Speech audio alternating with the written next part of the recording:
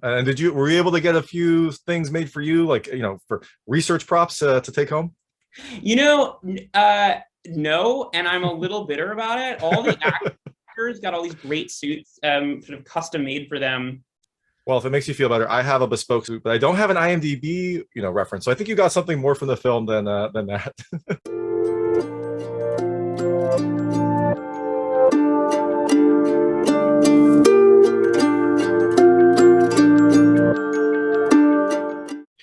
Hey everyone, this is David Stark from Watcher Pass, and I'm suited up to talk to Graham Moore, the writer and director of The Outfit, which is coming to theaters on March 18th, 2022. I'm going to talk to him right now, and while you're watching, if you could like and subscribe to this channel, that would be fantastic. I also had a lot. Thank you. So thanks so much for joining me. This is Graham Moore, the writer and director of The Outfit, which is coming to theaters on March 18th, 2022. It's an old style Chicago kind of gangster espionage type of film. I suited up for it.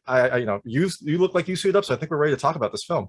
Yeah, I can't wait. Thank you so much. And this is probably the first time I've worn a suit in like a year, so your movie inspired me to it. Well, I'm glad to hear that. No, I think a lot of us wore suits on set every day because the movie is literally called The Outfit. You can't not dress up when that's what's going on. And I think, in filmmaking, intentionality is important. You said intention. It's a film about a man trying to make elegant and beautiful things. So we did our best to uphold such a tradition. And you also made an elegant and beautiful thing, so that works perfectly. I appreciate that. Thank you. So you wrote and directed this film. I just want to what inspired this movie? Like, did you just want to make like an insanely classic gangster film, or you did The Imitation Game and this? Are you just have like an old soul? Do you just long for like older times? Is that how this works? I think for me, I tend to write about things that are a bit in the past, in part because I always need a sort of true kernel of a story to work from. I know all sorts of writers and filmmakers who can take a totally blank page from which they can craft this entirely kind of new world of a story. And I'm not like that at all. I actually need I need a real thing. And in this case, this was inspired by a real story. My co-writer Jonathan and I were really interested in Savile Row tailors. We were really interested in the sort of psychology of these people who spend decades and decades learning to perfect such a sort of esoteric and obscure craft. And as we knew we wanted to write about a tailor, and as we were kind of researching up on them, we found this single sentence in a book about 20th century tailoring history that mentioned that the first bug the FBI ever planted was in Chicago, Illinois in 1956 inside a tailor shop. And we instantly said, oh gosh, that's the movie. That's the film. I mean, instantly it all made sense. It's this, meek tailor who has to let the mob use his shop for meetings and drops and things. The FBI is interested, and we sort of went off from there. So I think, in some ways, it's a historical story because it was at least inspired by this kind of real and fascinating moment. I love that because in my mind, the way this works is like, I want to make like a cool espionage movie. So I'm going to set it in a place where people wouldn't think about it. But you're like, no, I want to make a movie about a tailor because it's such a noble craft. And oh, by the way, now I found out about this espionage, like crazy story that happened in there. Yeah, I think that's how it's funny. I think a friend of mine was making fun of me the other day and saying that everything I do sort of finds these strange ways into expected thrillers or expected genres. If Imitation Game was sort of a spy movie, but not told from the perspective of a spy, told from the perspective of a mathematician, Outfit ends up being, hopefully this kind of great gangster thriller, but not told from the perspective of a gangster, instead from the perspective of this mild-mannered tailor. Yeah, no, that makes perfect sense. And it does kind of help to frame the story and kind of, I don't know, there's still plenty of intrigue, but it also grounds it in this business that he has, which I love seeing the scenes where he's crafting things because you don't really craft much anymore. So it was really nice to see that. Yeah, I mean, those scenes of watching Mark Rylance actually build a suit were, I think, some of the most fun for us to shoot. And in some ways, the most technically challenging to shoot because Mark spent a lot of time training with real Savile Row tailors, learning to make all those moves. We spent time with our cameras, sort of trying to figure out how to photograph those things. Tailoring at that level of bespoke work, there's a reason that the people who do this spend decades perfecting this skill. It takes decades to really be that good at it. But it's not necessarily immediately apparent to someone, from 50 feet away, why this suit took someone decades of craftsmanship to be able to make, and this other suit, someone could put together on a machine. It's not like, if you watch a great figure skater, you can tell from pretty far away, either they're jumping up and doing a bunch of flips in the air and then landing perfectly, or they're not. Tailoring or cutting isn't quite like that. So it took a lot of great work and sort of a lot of interesting camera tests and a lot of, it actually presented an interesting technical challenge for us as filmmakers and for Mark as an actor to really learn how to do all of those moves perfectly accurately on camera. Yeah, definitely. And I like how you talked about how it's not really apparent to how much skill this takes. There was one scene where one of the suits gets, damaged, and I was like, okay, well, that's ruined. You have to throw it away, right? Like that's what my mentality would be. And he just kind of like cuts off the part and starts crafting a replacement that's, perfect for it. And I was like, oh yeah, that would be how someone who can do this type of work would approach that problem. Yeah, it's funny actually that you mentioned that moment, because we had a tailor on set with us every single day, a man named Campbell, who was the head cutter at Huntsman, one of the oldest shops on Savile Row in London, who Mark had trained with before we started shooting, who I had spent time with. He was with us on set every day, sort of fixing any mistakes we'd made, helping to make sure all the tailoring was perfectly accurate. And that was one of those things that was really tricky, because we'd stain the blood on the suit, and then we're sort of going to Campbell and going, okay, how do you fix this? And he goes, oh, well, it would take a day. I mean, this is a day of work right here. And we're saying, well, he only has a few hours in the film. So in a few hours, how can we kind of fix this in a way that makes sense? And he sort of goes and figures it out. And but what was amazing is that everything on it, everything we see Mark doing on film is something that Mark and Campbell we'd yell cut. And that was our jacket. We only had the one, so they'd have to actually do it between takes. Like that. Oh, wow. That is, Mark is actually making the suit that we actually use in the film. That's awesome. And were you able to get a few things made for you, like, for research props to take home? No, and I'm a little bitter about it. All the actors got all these great suits, sort of custom made for them. They get to wear. I got nothing from the film. And maybe if people go out and watch it, I can go to our friends at Focus and beg for some bespoke suits. Well, if it makes you feel better, I have a bespoke suit, but I don't have an IMDb, reference. So I think you got something more from the film than that. Well, thank you. I appreciate that. And so, speaking of that, this is your directorial debut. Imitation Game. You wrote some stuff before, but Imitation Game, I think, kind of put you on the scene, and you won an Oscar for it. And what made you want to kind of get behind the lens? Like, is it just something that you started writing this with the idea of directing, or was it just kind of like everything that happened, you were the right person to do it, and you said, you know what, I'm going to try it out? Yeah, I think for me, it felt like I loved this story so much. It felt so dear to my heart. It felt so personal. Somehow the idea of turning it over to someone else and saying, hey, I wrote this script. I really love it. I think this could be a great movie. Can you go make it for me? Because I don't know how.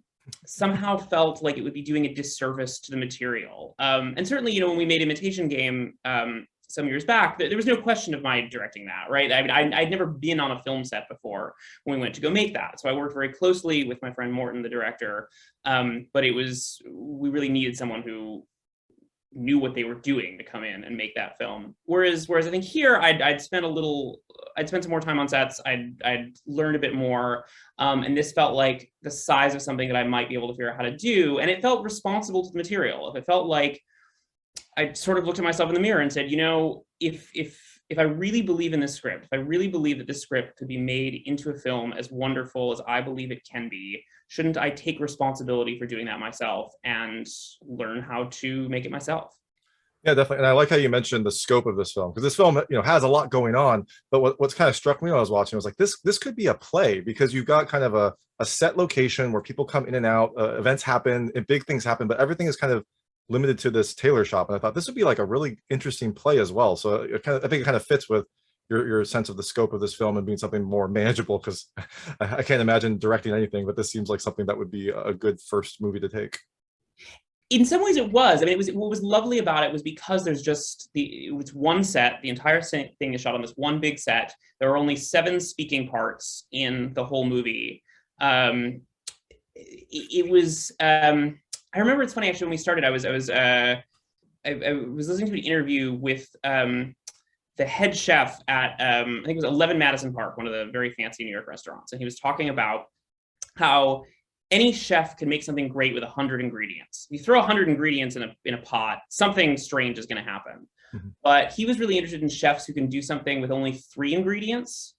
And to me, this film felt like that. It felt like, oh, okay, we're going to have just this one set, 7 speaking parts. Everything is going to be, in some sense, limited. How much kind of drama and excitement and filmmaking can we put into that? And I think something that was so lovely about that meant that, you know, all the time that on a traditional film we would spend on the design of 20 locations or 30 locations, we got to spend on the design of 1 location.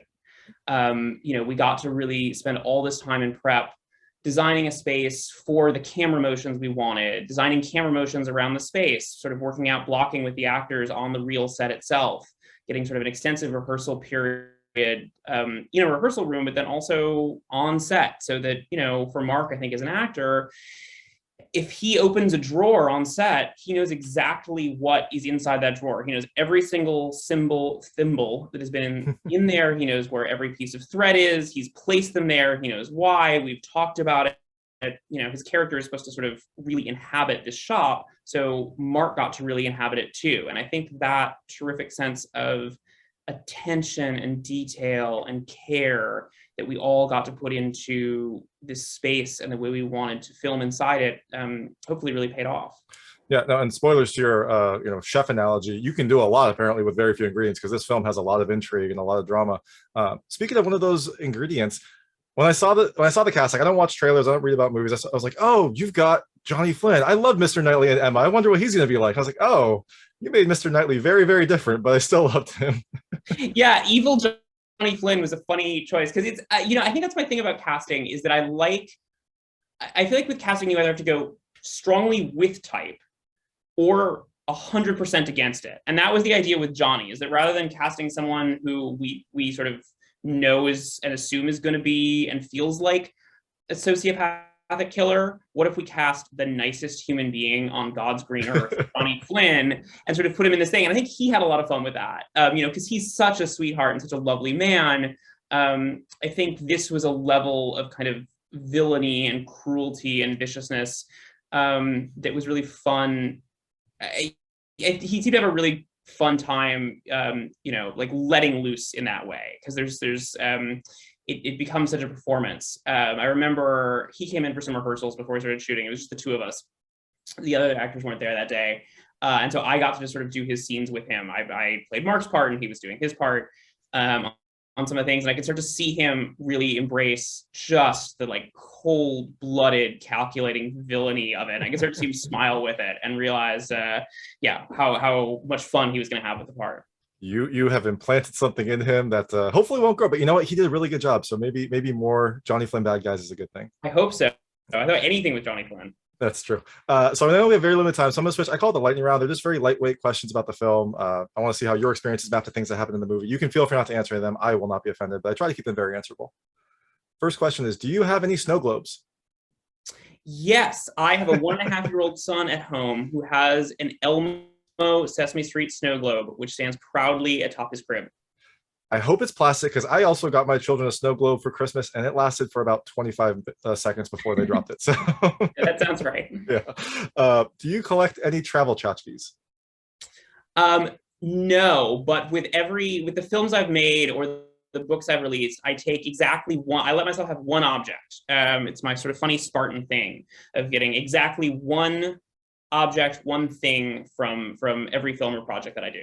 That sounds perfect. And I hope you have like a nice like wall that displays each one. Yes, and hopefully the wall gets to keep filling with things as the years go along. I have an idea it will, but you know what? I'm just going off instinct.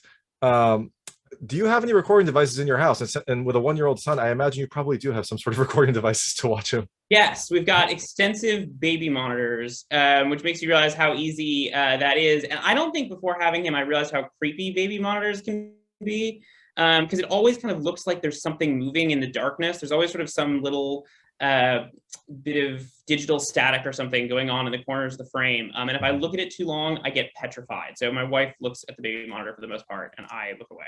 And it makes their eyes like glow like demons. So if they look right at it, you're like shocked for a second, and then you're like, oh, wait, that's my kid. Yeah, exactly. They look right at the camera. You go like, "Oh God, what was that?" Yeah. Maybe the next one will be a horror movie. You can try that. That would be fun. Have you ever had a marble in you? No, I have never. I have never been shot, nor have I ever been attacked with actual real life marbles. That's both good things. Have you ever had to find a rat, either an untrustworthy person or maybe a real rat? I don't know. I've certainly had rats in my apartment when I used to live in New York City. We definitely had a real rat infestation at one point, which was extremely gross and really, really bad. But fortunately, I've never been surrounded by someone who was leaking all of my details to my arch rival. I'm glad that you can say that. That sounds like a very charmed life. What is the strangest place you've hidden something? Ooh, that's a really good question.